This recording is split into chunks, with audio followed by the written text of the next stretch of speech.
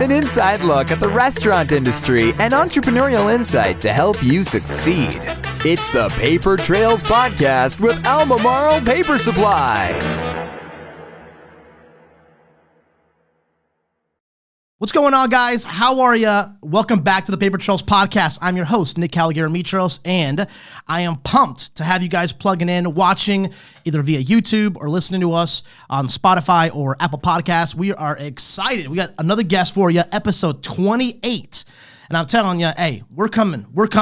Paper Trails is going to be put on the map in 2021 because we know that you guys love sharing our content and liking and you know, making sure the algorithms are on our side. And so anyway, we have some new friends to me, and this is a special episode. This is the first ever episode where we got some entrepreneurs, not in the food space, but entrepreneurs nonetheless, that are going to share and hang with us and talk about business and transitioning from maybe having a day job into owning their own company and starting from scratch and just everything, all that it entails to do that. The anxiety, the worries, the stress, the debt, XYZ, the liabilities. Because when you sign that paper to lease an office, ladies and gentlemen, you are responsible for that, right? And so, you know, you can't back out halfway. Yep. So anyway, I'm excited, super pumped to have the guys, on the podcast. We got Brad and Fernando. And so, boys, if you want to maybe just kind of a little soft intro, maybe give us name and maybe kind of where you're from, just a little soft intro, then we'll kind of get into the meat of everything. Yeah, man, I'm Brad Lawson. I am the president of Primeline Capital. We're a mortgage broker, and I'm from Pennsylvania, but moved down here 2012. So it's been about 9 years, and just been in the mortgage game ever since. But it's been pretty awesome. Thank you very much for having us. 100%. Now here's the real question: Have you had biscuits yet? Biscuit. I don't mess with biscuits. No, you don't mess with. It's still bagels. It's still bagels. Okay, so you're still a northerner. Okay, you know what I'm saying. So that Pennsylvania is still at heart. So I'm just messing with you. All right, Fernando. No, Fernando Escaffi. I'm also co-owner of Primeline Capital. I actually grew up in D.C. I was born in Peru. Okay. But grew up in the D.C. area, right outside of right there in Fairfax, Virginia. Cool. Ended up moving down to Charlotte, going to the UNC Charlotte. Okay. Did graduate school there. Did real estate for a little while, and then ended up doing mortgages. Mortgages. You guys both came down here for school? Yeah. That's interesting. Brad, how did you find a High Point? I just had this weird thing in my head the entire time that I was growing up. Like, North Carolina is the place that I want to be. Hey. Never even been in North Carolina. Really? Never been, and came down, visited the school. You see that school, man, it's like a resort. So it was a pretty easy decision on my part to make the move and came down here. And then it also like rarely snows, unlike Pennsylvania, right? Bro, the weather is so much better. I can't even go up there anymore. It really is. I mean, like, not that we're like a North Carolina travel agency here. We're trying to recruit you to North Carolina, but it honestly is a good spot. I mean, mountains. You got the beach. You got all seasons. I mean, it might occasionally get cold enough and snow, right? It's warm. The weather's so much better. The people are so much better, man. It's a people young, are nice. fun city. Yeah, exactly. It really it's is. young, clean. Man, I go home after like living here for 9 years, and I'm looking at the houses that I grew up with thinking they were normal, man, and it just looks run down, old, blue collar, and that's like, it's so crazy how nice this city is, and people don't appreciate it because we just live here. Amen. I definitely believe that. So you guys have a mortgage company. Mortgage brokers? Yep. Let's do this. Let's start at ground zero. Somebody's listening to this that has no idea what you guys do, right? I mean, what is a mortgage? What are mortgage brokers? You know, do you have to be a bank to? I mean, let's do kind of a little background on kind of what you guys do, and then we'll kind of dive into how you guys even started everything. Definitely. So definitely don't think bank. Right, we are not a stuffy bank. We are Primeline Capital. We're a mortgage broker. So a mortgage broker is we help people with either refinancing their mortgages or buying new homes, right? So any kind of financing on real estate we can help you with, whether it's to lower your interest rate, to take cash out, to buy a house. That's what we do. The advantage of being a mortgage broker is something that we learned recently after working at our previous employer, which was a direct lender. A mortgage broker, we have access to all different kinds of lenders. So think major lenders like Quicken Loans, Loan Depot, Freedom Mortgage, United Guarantee. We work with over 10 of the top lenders in the country. Gotcha. We get access to their interest rates. We get access to their funding. And so we can provide a lot more programs and a lot more products for our customers, better interest rates. And one of the beautiful things about our business models, we get paid by the lenders. So it saves our customers a lot of money as well. So. There you go. Okay, so essentially, if somebody doesn't have the money to buy a house cash, they have to get a mortgage, right, to actually help pay. And, then there's obviously, stipulations and criteria, depending on credit and your history financially, as far as, how responsible have you been with XYZ car payment, credit cards, all that. They'll find you guys. You guys can shop around, get the best deal for the client. And, or let's say they have a house already, right, and they want to refinance and, potentially lower their interest rate. They call you guys. That's right. Right. And so, talk mortgage to me, right? Just like the t-shirt says, but, but cool. All right. So how did we even get here? Now you guys have had the business for a couple of years? Yeah, it's been, actually on Saturday is going to be 2 years. That's awesome. That's awesome. I love that. So how did this even start? How did you, now you guys were in the industry already? Yep. So basically, okay, we were in the industry. We were working for a great lender, great company. Okay. We really enjoyed our time there. In fact, I spent 7.5 years. I think you were close to 4. And in our industry, so you were there for a little while. Yeah, in our industry, the way that people flip flop and change companies is it's pretty rampant. Why is that? Just curious. Grass is greener. Just that, right? Yeah. They think if I go to Joe Schmo's mortgage company next door, that I'll make more money a lot easier than I do here. That's 100% spot on. Interesting.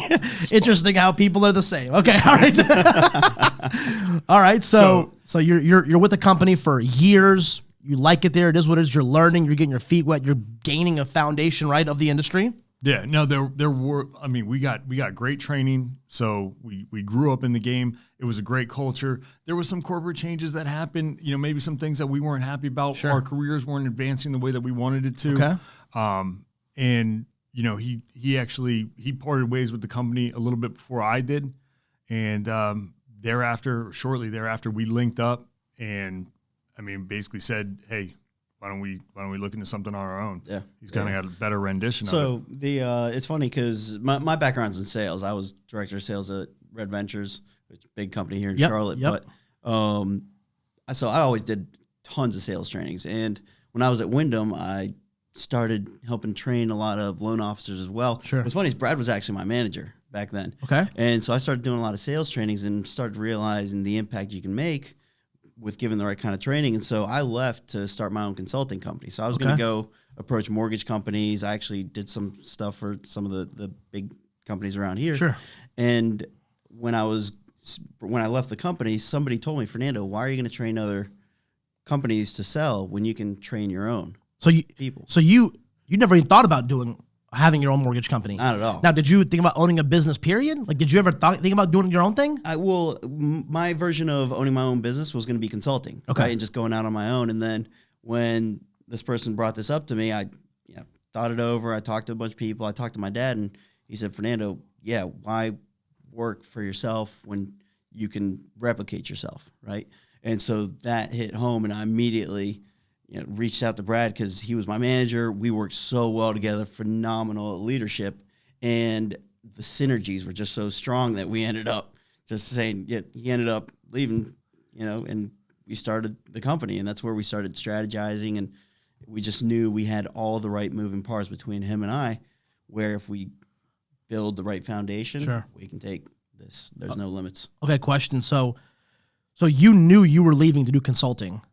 Yeah. Like 100%. Like that was I quit. I was in negotiations with our employer to do consulting for them. Okay. But as an employee, you have no leverage. Gotcha. Right. And so ended up leaving to do it and pursue my own thing. And that is your leverage. Yeah, that's my leverage right there. Okay. So were you nervous at all? Were you anxious? Like what? I had a little bit of savings, right? And I had no idea where my next paycheck was going to be coming from. I knew I had a certain amount of time that my savings were going to last me. Sure. And so it was burn the bridge or burn the ships, it literally jump. And at the end of the day, I can make it anywhere. Right. And you got to have that kind of confidence in yourself to do it. But that was me saying, you know what? I've had it with the corporate. I've Yeah. taken and I've learned so much. I loved the company that I worked for. Sure. I've loved all the previous companies I worked Yeah, for yeah, yeah. because I've learned so much from them. But that was the point where I had built up enough confidence in myself to say, you know what, let's do it. Whatever happens, happens, but I'm going to work. I'm not going to let myself fail. And Yeah. here we are. Surround yourself with the right people. And You know, it's nothing interesting. stopping you. This past weekend, I was in an event, and like a leadership event, and one of the keynote speakers said that the two things that you need to win is number one, people skills, number two, confidence. And you gain those two things by just grinding, by just doing work. You will actually become confident and become competent in what you're doing, right? And then if you're able to, become, I don't want to say a chameleon, but like if you can relate to people and, talk to them and put yourself in their shoes and understand and relate and have empathy, and you can win with those two fundamental basic building blocks. And so, No doubt. so Brad, so what, Fernando just hits you up out of nowhere and is like how did this, I mean, well, first off, isn't it so I knew he was getting ready to branch off and do his own thing. He'd been Really? aching for it as well. So how did your like, what was your thought process right there towards the end? You're like, you know what? I've been here 7 years. I've learned the industry. I like, doing the mortgage thing, but I'm just not fulfilled or satisfied here. Like how, what were you thinking? Yeah, so there were some corporate changes, as I mentioned before, and that's a little code word for I went backwards. And that's not to say that, whether I deserved it or not, that's fine. But I was almost forced to sacrifice my own position and everything that I had gotten to for the company, Yeah, knowing that I would probably never be repaid for that sacrifice. sure. And, that kind of, it wasn't an ideal way to go out. And not that I have any hard feelings, still get along with every single person over there. Good. But it was just my time. It was my time to roll. I moved on, and so we ended up linking up one evening. Yeah. Kind of just sparked the thought. Do you remember that evening? Like, do you I remember it vividly. So clearly. how'd it go down? Like, I want to know, like, what, like, had you already left yet or not yet? I had not left yet. Okay, so you're still there. You guys linked up, and like, what was it like? Yo, let's do this. Like, how did it go down? It was pretty much like, okay, what are the next steps? What's my exit strategy? So you guys were ready. Yeah. Yeah. And the cool thing you learn about Brad very quickly is true executive, right? Like he sees the options and makes a decision, and that's exactly what he did on that moment. It was no selling, there was no convincing. It was like, this makes sense. Yeah, I mean, Let's I go. heard a long time ago. I may have read it in a book, but I heard make a decision once and then just stick with it. That's it. Yeah. Make it quick. I mean, leaders make decisions quick and then make that decision right. You know what I mean? I mean, I don't even care if it's right. I just want to be certain in whatever decision I'm making and go all in on that. Yeah. I don't want the wavering or the hesitation to say like, am I doing the right thing? Like, no, I decided I'm going to do it. I'm going to do it. I might fall flat on my face, but we're going for it. Stand back up. Try again. I love that, man. I love that. Well, I mean, they always say at the end of someone's life, it's not, they regret the things that they didn't do, not what they did and failed at. You know what I'm saying? So like, you know what? Yo, even if you did fail, which you guys aren't, and you're not, but if you did, at least you did it on your terms, man. Yeah. Right? No doubt. Yeah, So- that's something we tell our employees all the time. Is everyone on our team is look, you come in here, you're coming into an industry you might not know anything about. Yeah. Right? Doesn't matter. Yep. Fail fast, fail forward. We got that from somebody at our last company, and just stuck with me. It's like fail fast, fail forward. The faster you fail, the faster you learn, the faster you can progress and keep growing. I love that. I love that. Okay. Now, how about this? Talk a little bit about the chemistry between you guys. You said that you guys just worked well together from the get. A lot of times partnership, sometimes that doesn't happen, and it unfortunately ends in like the destruction of a good idea or a good company. Talk about that, man. Is that something that like you guys have to work on? Is that something like you just personalities just click? And is that, I mean, like, I don't know, like if someone's out here and they want to start, doesn't matter, on dry cleaners, right? Or doesn't anything. In my opinion, I think it's important to find the right partner. You have to find the right partner. And I mean, even I've been super blessed with my business partner, my cousin, which they say never get in business with your family, but I disagree. I mean, I think you can if you do it right and there's respect amongst each other, and and egos aren't involved at it's not bad to have a healthy ego, but egos aren't involved in a bad way. But speak on that. Like, how was it like having a business partner? Well, just kind of like you, we didn't just come together to form the business. We had already worked together for like 3 or 4 years. Nice. So we had already had that like established respect for one another. That's awesome. We already had that established, like the way that we work with one another. Yeah. So we didn't really start from zero. Yeah, exactly. So, but I don't even remember the initial question, but just being in partnership. How is that? Like, how is it? I mean, there is really, because we have the roles that we have laid out, he expects me to do what I'm supposed to do, and I expect him to do what he's supposed to do. Mm-hmm. He takes on that role. I take on mine. And then there's checks and balances, no doubt. It's never going to be perfect. Yep. But yeah, it's been a great partnership between, I couldn't ask for anybody better. Awesome. Fernando, your perspective? I think the thing that both of y'all hit on, right, when you said respect, the mutual respect, I think there's 2 big things that make us work so well together. Yep. One is the mutual respect. He is a leader, and I was one of the top loan officers at the company, right? And he knew how to lead me and manage me, and when to motivate me and when to let me do my own thing. And so the leadership that I saw him, just extreme respect on that side.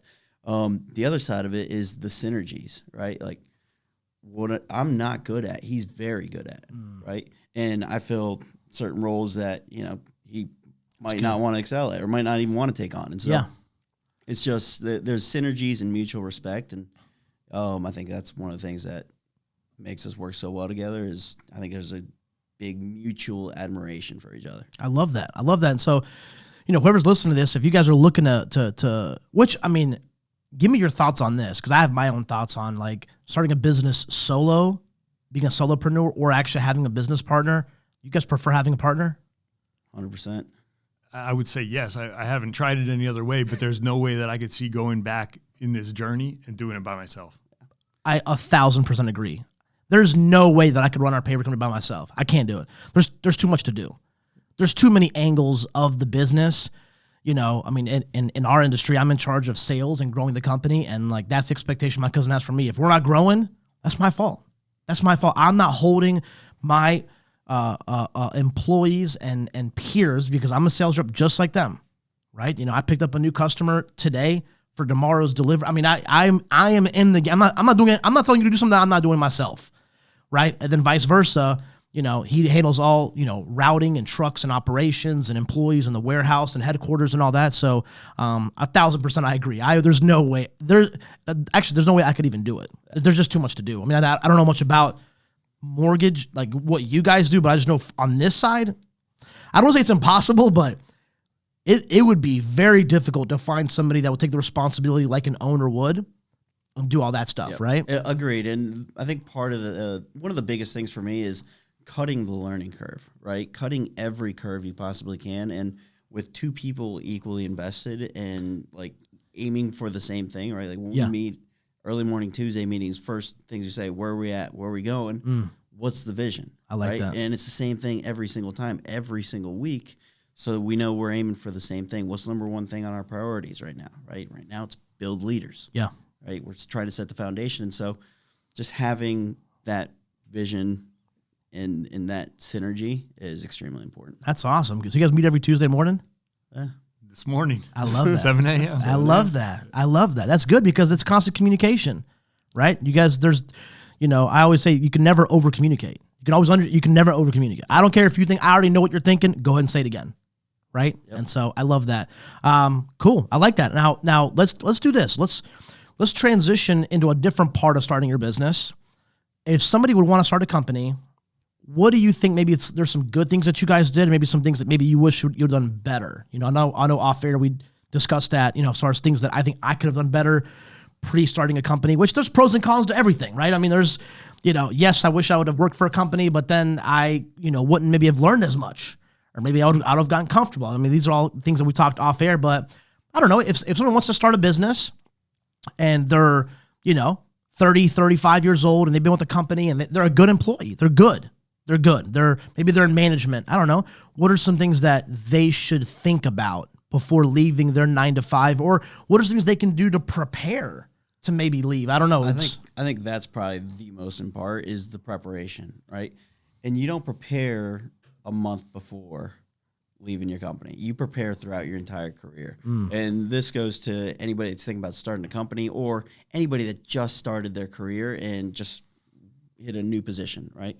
So as you're going through your career, as you're going through different companies, always be observing, right, with an eye for opportunity. So look for opportunities in everything that you see. Yeah. There's no reason to start your own company and have to make the same mistakes that the previous company made. Amen. So if you can constantly be analyzing what's going really well at where I'm working at, what could be better, that's exactly what is going to help you prepare for eventually when you're not even expecting to start a company to be way more prepared than just 30 days of, okay, now I want to start a company. Now let me start preparing.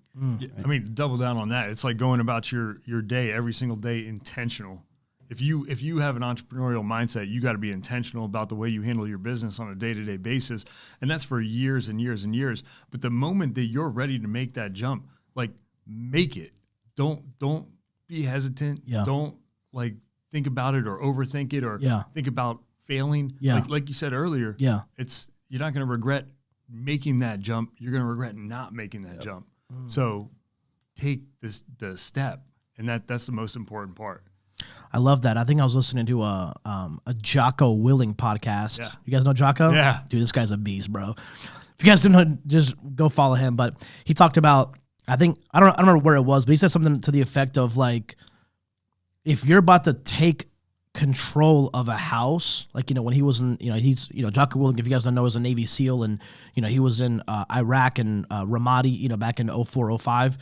And he said, like, if you're going to break into a house, like, bust the door down and just break in, like, don't, carefully, slowly open. I mean, if you're going to do it, do it. Do it. I mean, and whatever happens, happens. He's like, at least I know I'm going in 1,000%. You know what I mean? Commit. And so I love that. And so, gosh, I was gonna say something else with the Fernando that you were talking about. Anyway, all right. So I like that. So it's good. It's good. So preparation. It's not, you're not flying. Oh, here's what I was gonna say. You said even, it may be years that you're kind of preparing. My suggestion is just be strategic. Just plan. I mean, you may be 22 years old, 23 years old, and, maybe working in social media marketing or something like that, and you haven't even thought about owning your own business, but maybe, I don't know, maybe it'd be cool to do in the future. Okay, we'll start preparing like you would when you're 30, 32, 35, and start taking advantage of every training opportunity you can at your current company. They're paying you to learn. They're paying you to train, right? 100%. You should probably be the one answering this question. You coming out of college and going straight into it. I'm sure there wasn't too much preparation or ability to get that experience. Honestly, there wasn't. It was more kind of your style, what you said. I mean, we just jumped in. We literally just jumped in with both feet, and we're like, all right, like what are we doing right now? The next step is sales. Like, okay, we have to. I've always heard that you can mess up and make mistakes, but as long as you have sales, the problem will get fixed. Like, you can learn along the way. But I like that. Just going out there and working and hustling and being strategic about stuff. Yeah. Or how about this? Listen. I know we're talking about owning your own company. Maybe that's not even you. Maybe you'll be a better number 6 in a company. And you're more of an intrapreneur where you're there to, support, what is it, Steve Ballmer, the owner of the Los Angeles Clippers? I think he was with Microsoft. Yeah, is that right? That's correct. He never owned Microsoft. That was Bill Gates. Like, that was his company. But because he was a good number 6 or number 4 or number 11, he's a billionaire today. Okay? All right. So, maybe you don't have that entrepreneurial, like, well, dang, I'm not like Fernando. Like, look at this guy. He's so smooth and he's a sales guy. Okay, cool. Maybe we don't need another Fernando. We need you. Like, be you, right? And you could be a coach, a mentor. You could be a lead within the company, right? There's a lot. To run a business, you guys are figuring out, like, you got to have people. Like, you got to have good people. That's the other part of it, is surround yourself with the people that are going to help elevate you. Preach. Right? Yep. Brad, what are your thoughts on that? I mean, you hit 2 things there, but getting the right people in the room, that has been huge for us. And the other thing is being ourselves. We want everybody within our company to be themselves. We don't want them to, try to play the role that they're not meant to play. Yeah. We want them to be themselves and fit in the way that they're supposed to and feel comfortable doing so. But going back to the people thing, that is the number one thing. Now you guys are up to 18. We went from 2 dudes in an office, right, to I guess we're at like 47 employees today. Dang, that's awesome. So 2 years. So, one of our biggest challenges has actually been to build leaders that are going to be able to be like the standard bearers. And hey, we don't want to use the word manager necessarily, but the leaders that are going to show our people the right way and help our people continue to grow and the company function as a successful operation. So that's been one of the challenges, but also one of the best parts of it. 100%. I mean, and that's a learning. I mean, listen, there's no school for ownership or CEO, right? Like you just kind of learn, right? Like you just learn how to build a company and, create new positions. And I think we need to have somebody in charge of, marketing or promotion. And so, let's hire this person to help us, get our name out here. You know what I mean? Shout out to Courtney over here. She's the one who linked us up. So yeah, Courtney. Shout out Courtney. Yeah. So, but anyway, our until like 6 months ago, our org chart was like a horizontal line, man. We just didn't have that. It was me and Fernando at the top and, 20 people coming to us and that's just not going to fly. We can do it with a couple people, but as it's been growing, you can't scale like that. Like you're realizing you can't scale like that. We need the support, 100%. And our people need the support, and that's why you hear our focus right now: build leaders to make sure nobody gets left behind. And here's another thing to think about, right? You can want somebody to be a leader, but they have to decide to do. Like, I mean, I've always heard responsibility is not given; it's always taken. Like you will start seeing. Did you see that? You see what Frankie did over there? He's the last one to leave in here. Do you see? He's the one that turned the lights off. He's the one that checked the thermostat. Like look at him. He's the one sweeping. I don't ask him to sweep. Okay, interesting. Right? It's mental notes. You're just like, okay, cool. All right, Frank, I see you, brother. So anything you guys have learned about that? Maybe team building in the last couple of years. I mean, if somebody wants to build a team around them, is there anything that you guys have learned from hiring or building a team or personalities or how about culture? Something about culture. I mean, listen, you guys said you guys are playing Avicii, every Friday or something like that. And I'm like, I may stop by on Friday and see what's going on here, but I don't know what's that about team building, culture, environment. So I would say number one is we set the culture, we set the tone for every single person that walks in there. And so from day one, like we did hire some great people to be on our team early on. Sure. But we would set that culture. We would create the vibes within our office, and then they took it and ran with it.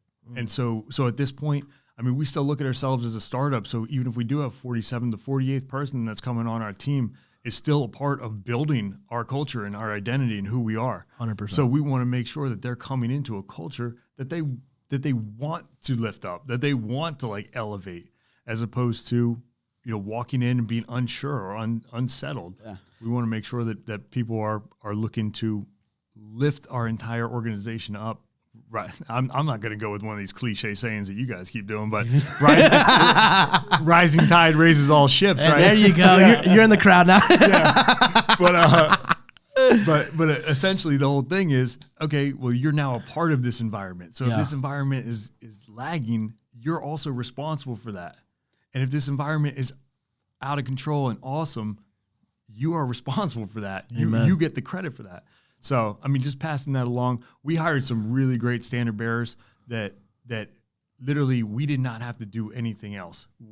We hired more people on, and they just took the reins and they passed that culture down. And it's great to see it still happening today. Yeah. The funny thing is, so last year we went and visited Quicken Loans. Okay. And we were talking to... Visited, like, what do you mean? So we went up and we did a podcast with them, and they brought us up to kind of tour their whole place up in Detroit. You guys work with them? Yeah. They're one of our partners. So they're one of our lending partners. All right. And so we met with, was it Bob? Bob Walters. Bob Walters, one of the executives up there. And he was talking about just growth and how we need to grow and scale and grow and scale. And we mentioned that we are being very intentional. And yeah, we probably gave up a good amount of revenue and profit by not just hiring anybody and letting anybody into the company. Sure. But the conversations that we have on Tuesdays is all about our people, right? And that culture, and that is a big part of our meetings. And we weren't going to compromise that just to get anybody in those doors to sell loans because the market's so hot. Yeah. And if we maintain that strategy, I think we're going to build something way better that is going to be much more long-term. And, you know, whether we gave up some profit up front, we're going to make it up on the back end. Right? So you guys talk about culture up front with all of your hires and all that stuff? Day one.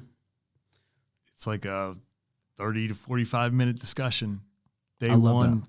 first minute that they're there. Do you guys talk about it before you hire them?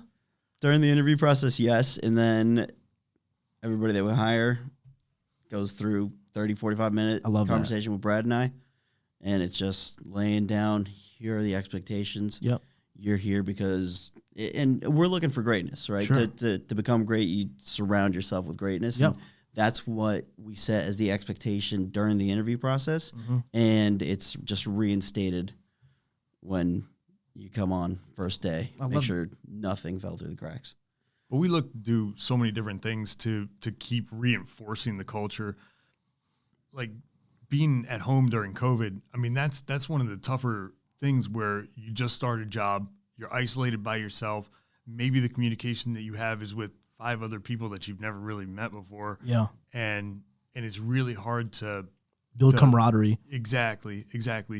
And, you know, just doing whatever we can to have some type of team outings, even through, you know, all the shutdowns and stuff like that, but working to get our people together so that they know each other. So you guys intentionally did that?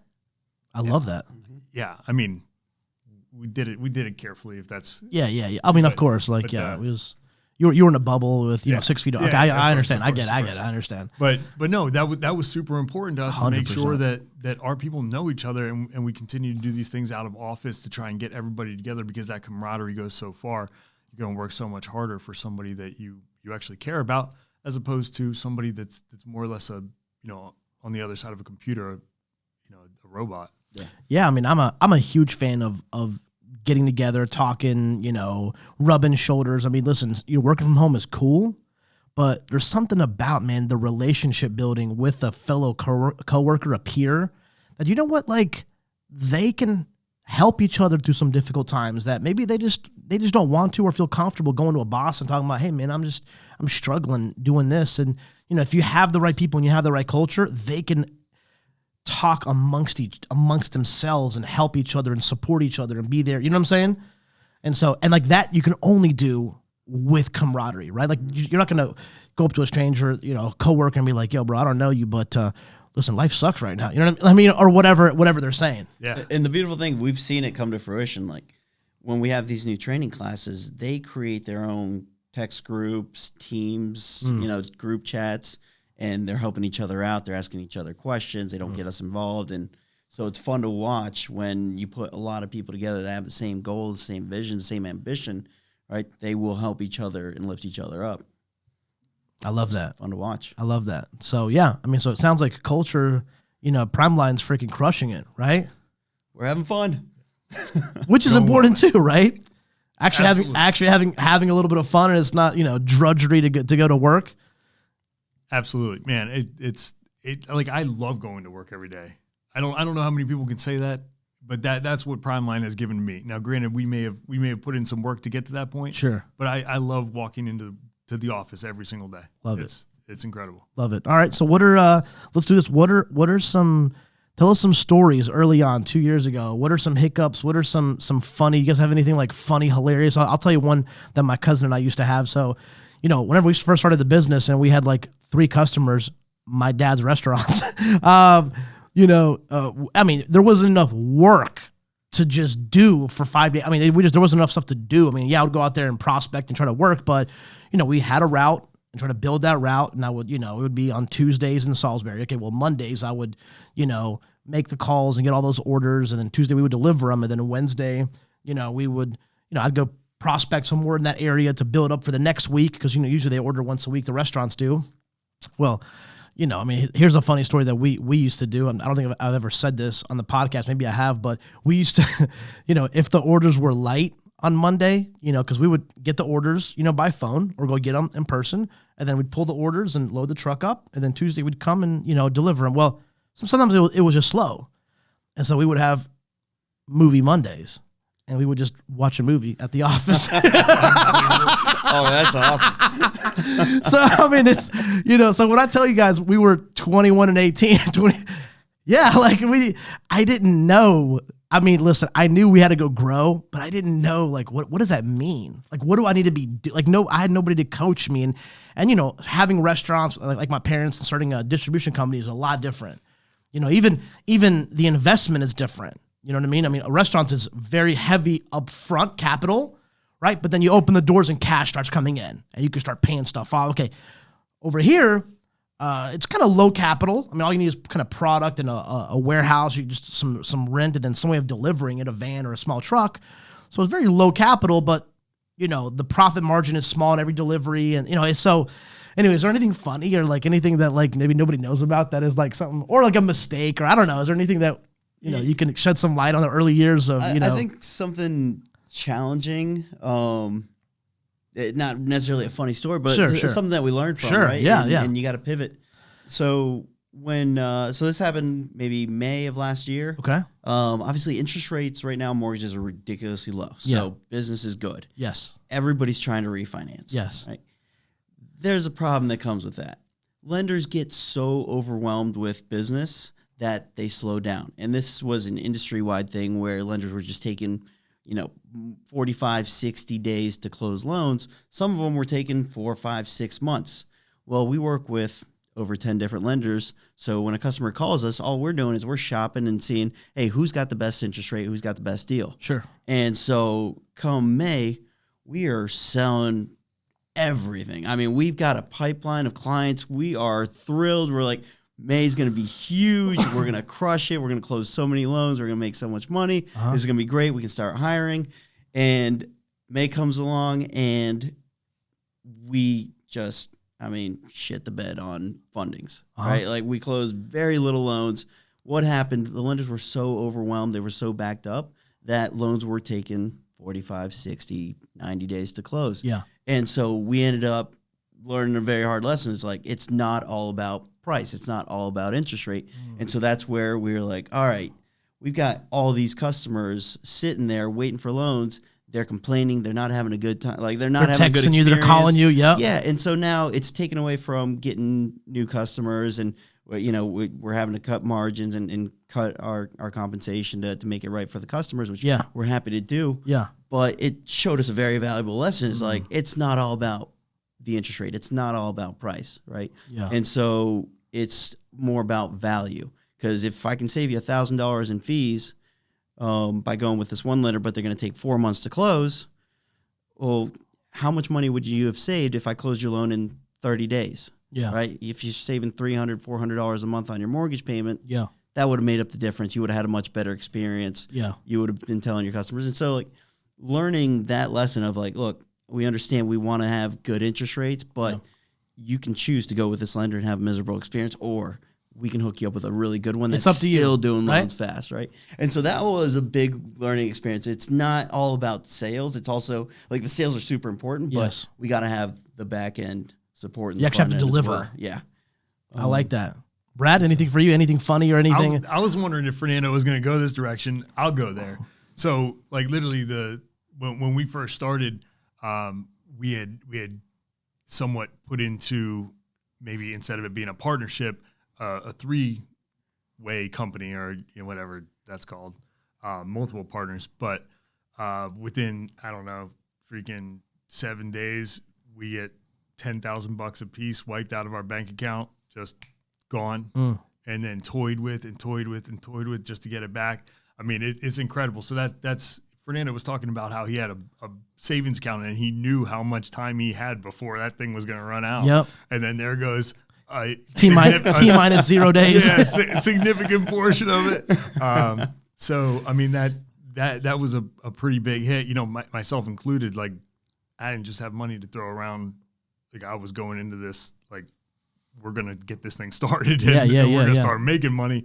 And, you know, to just see 20 grand of our capital going into this company disappear overnight was pretty devastating. And that's more so, you know, the monetarily it sucked, but I mean, just, you know, we had this direction and now we just completely diverted. I mean, talking about partnerships, right? Find the right people. Talking about spite, man. Like, like just having this conversation right now, I'm already like, is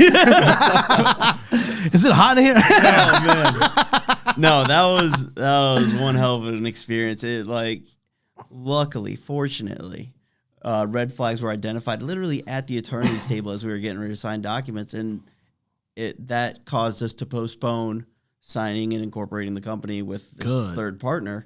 And conversations were had. We went back to his apartment. Conversations were had on the vision and the direction that we wanted to go. We didn't align. Brad and I did.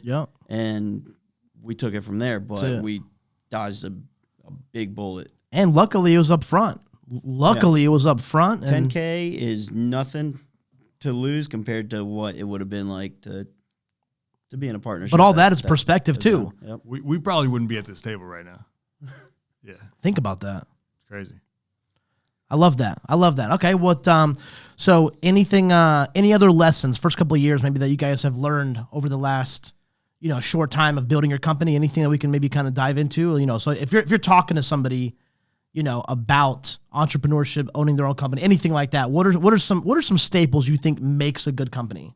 I mean, obviously we discussed team and culture. Okay, so that, I mean, work ethic, I'm sure, I mean, has to be up there. Like, I don't care how good of an idea you got.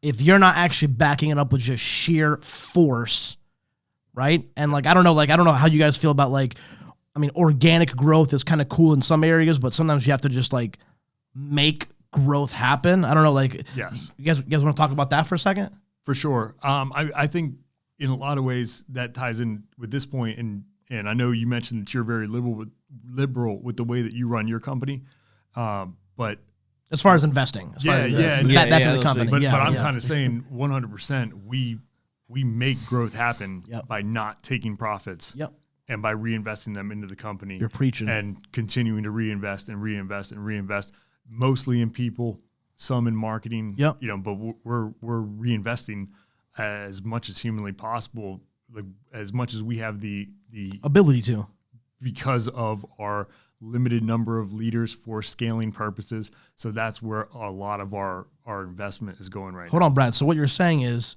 you know, 2 years of owning a company and mortgages are doing good. Like, you don't have a jet yet. You're not, you know, flashy bling bling. Like, you don't got, you know, the, you know, I was going to say Escalade on 22s, but that was like 20 years. That was like 15 years. There's new cars now. You don't have a Bentley yet? I don't know. I mean, like that's the perception, isn't it though? The perception is that we're just killing it. We're killing it. I mean, we're writing paychecks for a large percentage of the company that are much bigger than what we took home this year.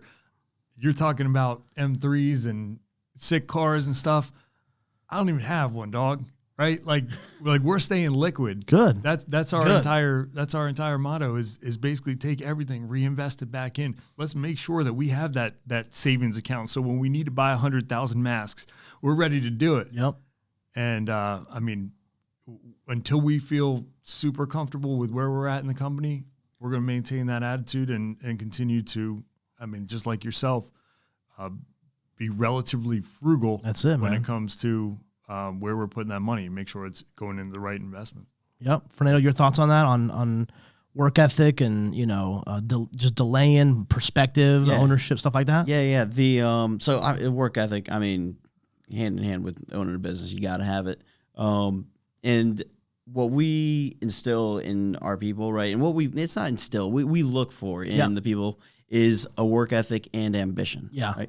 We're trying to set it up so that you can come to Primeline Capital and you can feel like you're running your own business. Like you are starting your own business. You manage your profit and loss, right? And you run your business the way you want to. We're going to show you how we run ours. And if you want to mimic it, do it, right?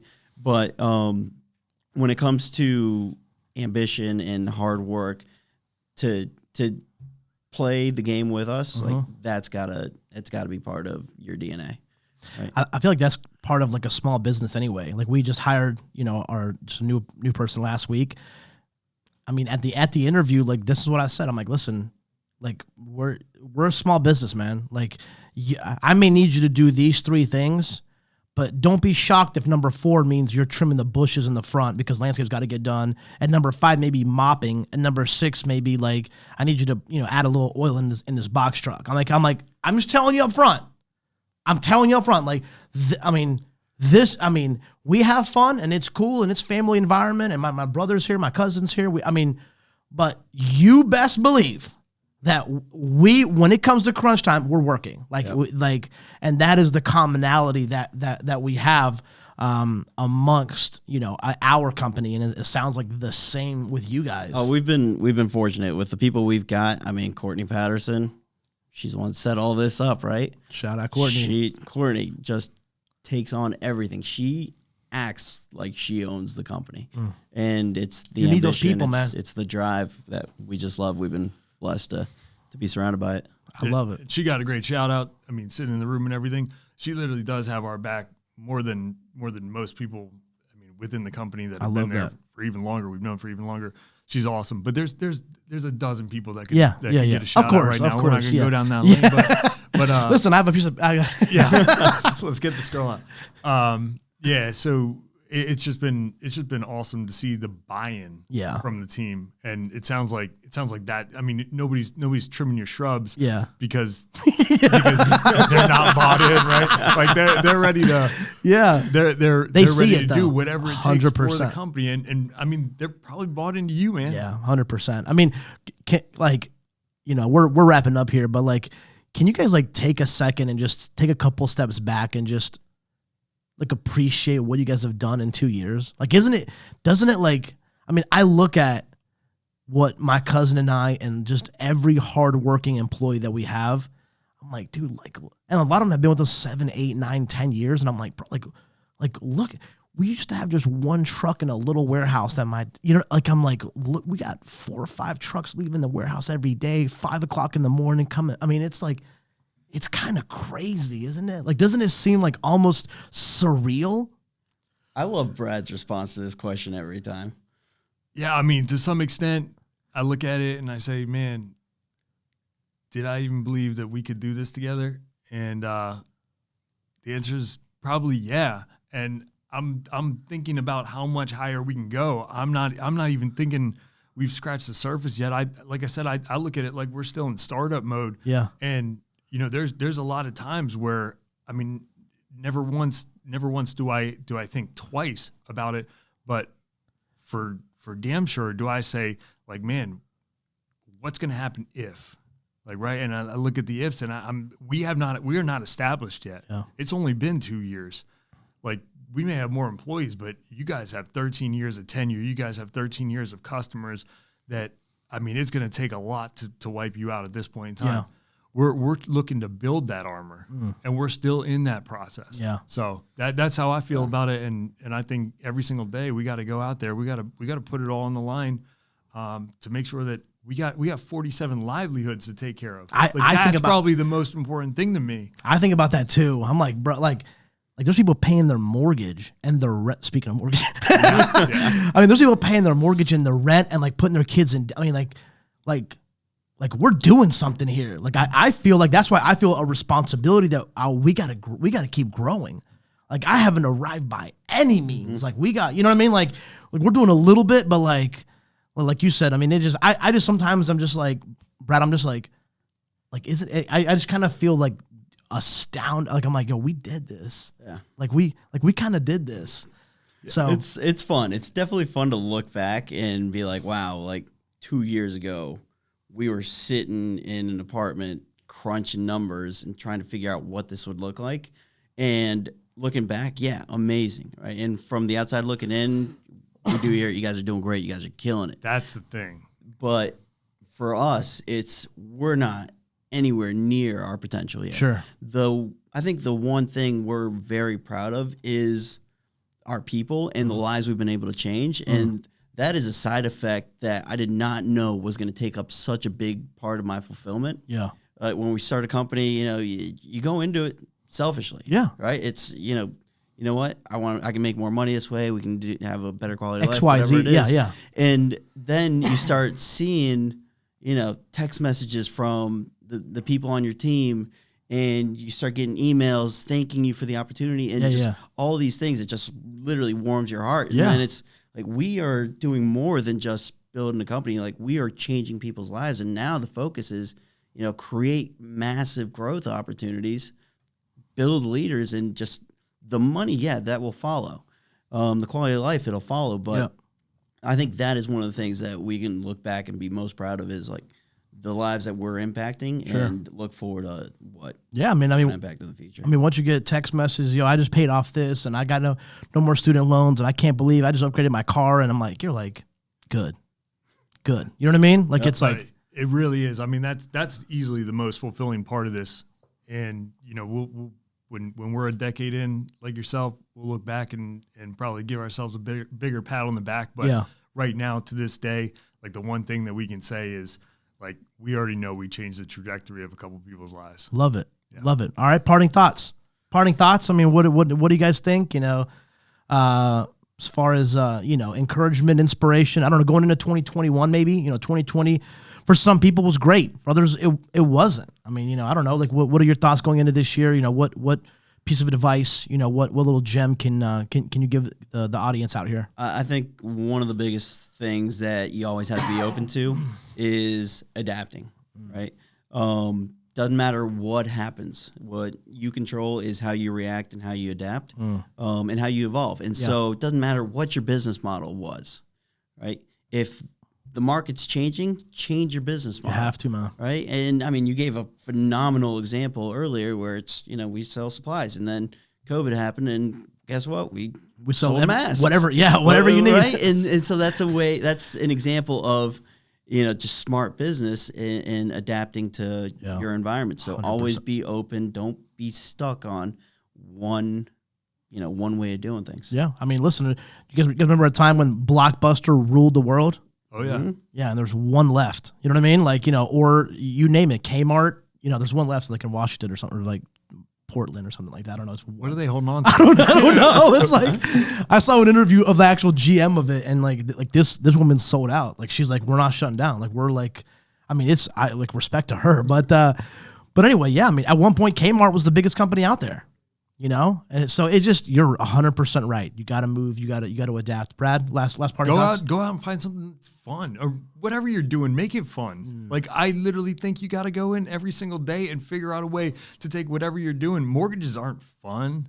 Selling may be fun, but like, the paper products aren't fun. You got to find a way to have fun with it. And I mean, if you're not enjoying what you're doing, move on to the next thing. Yeah.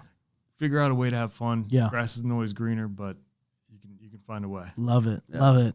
Boys, this was good. I think Courtney affectionately calls you guys the boys, but anyway, this is awesome. I loved it. Honestly, this was, I mean, I think we created value. I think if people are going to listen to this, they can take some notes and actually apply some of this stuff and actually, either start their own company or help the company they're at go to the next level. Right. Yep. And I really think this was great. Appreciate you guys coming. Dude, Fernando, us, Brad, appreciate you guys, man. I wish you guys nothing but success, in the next 10 years. I mean, you guys are absolutely humble, very humble. And I love that. I mean, that is an absolute recipe. And it's something that people are willing to follow, people that are humble and not too big for their own britches, as we say down here in the South. But anyway, appreciate you guys. Good to have you on the Paper Trails podcast again. So episode 28 in the books. And so, as I said before, appreciate you guys following us and liking and sharing our content. And we will be back at you guys next week with a new episode. And so with that, have an incredible rest of your day. Thank you.